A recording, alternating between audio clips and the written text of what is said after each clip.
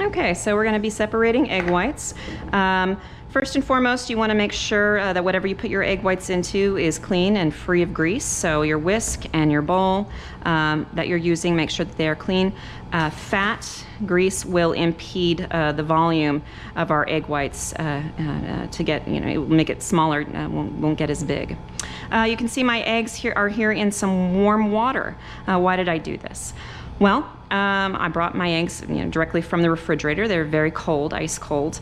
And when you think about your mussels, which are protein, eggs are protein, when they're cold, they're very tight and it's very hard to get them to kind of move. You have to warm up a little bit in order to really stretch out, right? And once your mussels do warm up, after you've maybe run a little bit or something, the proteins in your tendons can elongate a little bit more, and the same is true in egg protein. So once they've warmed up, they're a little bit more elastic. They're able to stretch out a little bit more, and because they can do that, when they're whipped as warm, they will create greater volume for us and therefore give us more product output.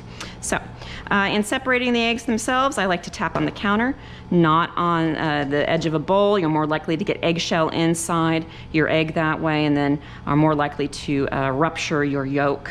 And again, we don't want to rupture the yolk. We want to keep the yolk separate from the egg. So I'm going to go ahead and tap.